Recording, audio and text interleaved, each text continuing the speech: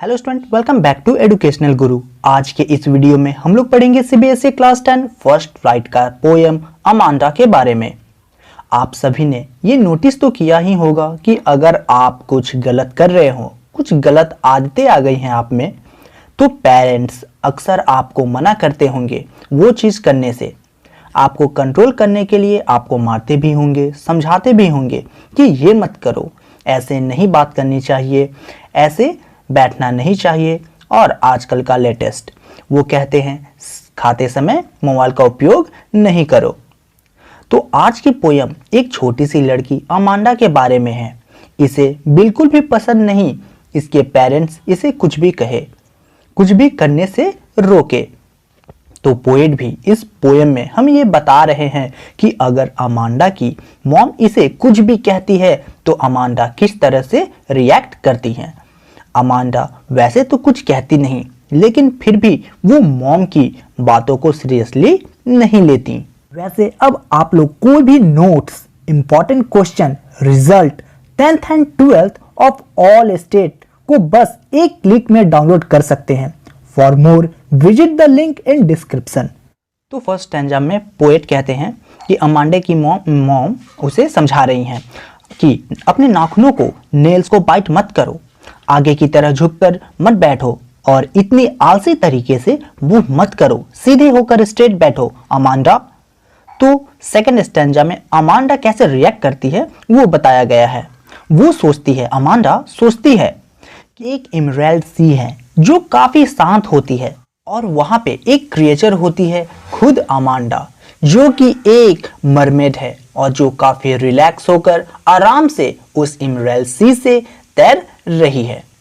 तो ऐसे तो इसे ये मालूम चल रहा है कि अमांडा फ्रीडम चाहती है। वो किसी को सुनना पसंद नहीं करती कि उसे उसके काम में कोई भी रोके, कोई दखल अंदाजी करे। यहाँ तक कि उसकी मॉम की भी दखल अंदाजी उसे पसंद नहीं है। अब थर्ड स्टैंजा में फिर से अमांडा की मॉम कहती है, क्या तुमने अपना होमवर्क किया अमांडा?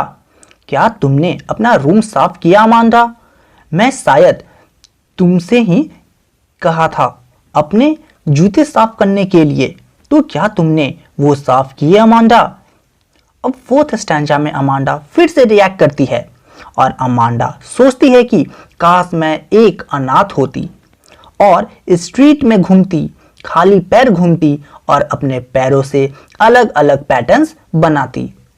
अमांडा बस ये चाहती है कि उसकी मॉम चुप हो जाए, क्योंकि अमांडा का ये मानना था कि साइलेंस इज गोल्डन, यानी जो शांति है वो काफी कीमती है और आजादी काफी स्वीट होती है। इस स्टैंजा में अमांडा काफी इरिटेटेड फील कर रही है और इसकी वजह से वो चाहती है कि काश वो अनाथ होती। अब फिफ्थ स्टैंजा में अमांडा की मॉम फिर से अमांडा से कहती है, चॉकलेट मत खाओ अमांडा, क्या तुम्हें याद नहीं कि पिंपल्स आ जाते हैं? और जब मैं तुमसे बात कर रही हूं तो मेरी तरफ देखो अमांडा, ऐसे मत दिखाओ कि तुम कुछ सुन ही नहीं रही हो। अब सिक्स्थ स्टैंजा में अमांडा फिर से रिएक्ट करती है और कहती है, आई एम रपुंजल। रपुंजल एक फेरी कैरेक्टर है जिसे एक जादूगरनी ने पकड़ लिया था और अपने महल में उसे कैद करके रख लिया था। और जब भी रपुंजल अपने गोल्डन हेयर को बाहर नीचे की तरफ करती थी तो उसकी मदद से वो जादूगरनी वापस से उस घर में आ पाती थी। तो अमांडा अपने आप को वही फेरी समझती है, रपुंजल समझती है और कहती है, मुझे किसी की चिंता नहीं है, काश मुझे एक जादूगरनी उठा के अपने घर में बंद कर ले, क्योंकि वहां पे कोई भी नहीं होगा, कोई भी डिस्टर्ब करने वाला नहीं होगा। अमांडा कहती है कि वो अपने ब्राइट हेयर को कभी नीचे नहीं करेगी, जिसके सहारे उस जादूगरनी की जैसी उसकी मॉम उसके ब्राइट हेयर के सहारे उस तक आ पाए। Amanda want to be alone.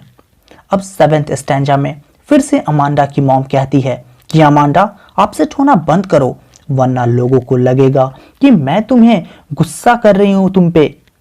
यानी कि अमांडा की मॉम बस समझा रही है अमांडा को, गुस्सा नहीं कर रही है अमांडा पे। और कहती है मेरी बातों से गुस्सा मत करो, इग्नोर मत करो, मेरी बातों को समझो, पॉजिटिवली सोचो।